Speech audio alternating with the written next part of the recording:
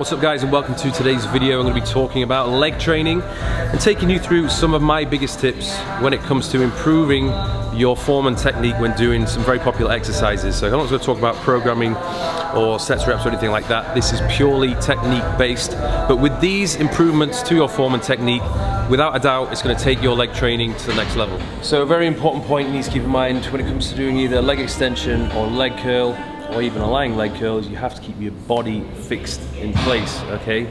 If you're jerking about whenever you're performing any of these movements, you're moving the tension away from the target muscle, okay? So let's, for example, I'll show you what most people do when they do this. This tends to be far too back.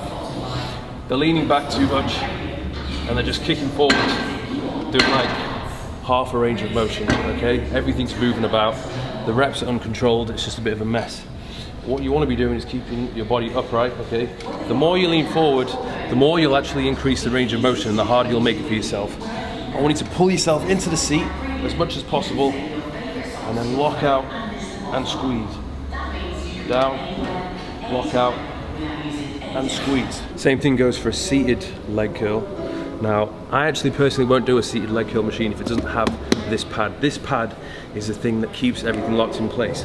You know, some of them without it, you've got nothing to push against that opposing movement, right? So when you get into position, I want you to push this down to the point where your quads can barely breathe. Now you're locked in position, okay? You're gonna push forward, push against this. If you push against this, you're gonna keep your body compressed against the pad, and again, everything's gonna be fixed in place. Squeeze hard. Up. It's okay, let's say for example, if you're a complete beginner and you don't have this opposing pad, you can still build muscle. But when it gets to the point where you're lifting a serious amount of weight, there's a lot of resistance.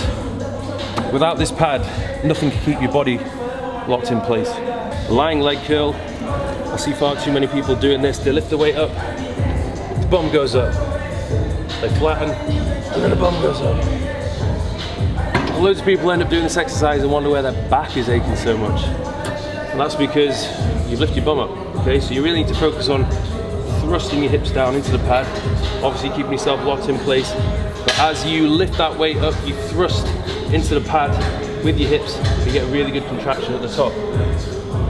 If you can't do that, then your hamstrings are too weak or the weight's too heavy, you need to lower that weight. Okay, so this next point's been a bit of a game changer for me in my leg training.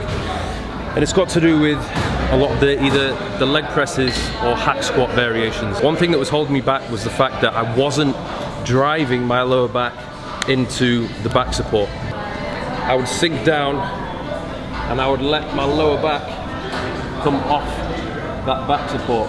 So I move the tension away from my quads, okay? And when I'm doing this, what allows me to maintain as much tension as possible on my quads is by going down and really thrusting my lower back into that back support at all times, okay? And driving up.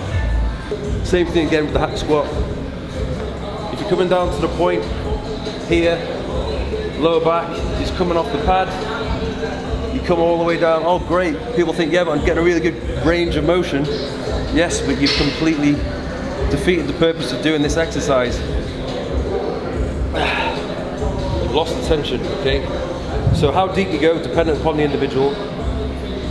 Come down to the point where you can still maintain that contact with the pad and drive up. And I had this problem with leg press as well. So I'd come too low to the point where my lower back completely comes off the pad. And then I just didn't really feel burn at all. Whereas what I do now, sometimes I might need to lift myself a little bit higher up on the bench. I pull myself into it, and I almost think about arching my lower back. So pushing the lower portion of my spine inwards a little bit. Okay, so that my tailbone is really driving into that pad. Sink down to the point where you can feel your quads lengthening, but you're not going down to the point where your lower back comes off that pad. Okay, that way you can maintain the tension throughout the entire working set. Next point is the importance of foot positioning. Slight variations in foot positioning can have a huge impact on what muscles you're going to be engaging more of, where the tension is applied, along with the depth. So you'll often find when you're doing, let's say for example, a leg press, if your feet are wide apart, higher up on the platform, you'll find you'll be able to go deeper. You'll be able to go deeper into the rep, and you'll find that because of this positioning of your feet, the tension will move away from the quads more onto the hamstrings and the glutes. So you need to ask yourself, do I want to hit my quads, or do I want to hit more my hamstrings and glutes when doing this exercise? So once you've made your decision, you're going to have to decide on what foot positioning is going to be best for you in order to allow you to reach that goal. A good sign for me if something is working or not is if I'm feeling the burn in that target muscle. Okay, so let's say for example, I'm using one of these machines, and you know, I'm almost finishing my set and I can't really feel any burn whatsoever in the muscle which I'm trying to target.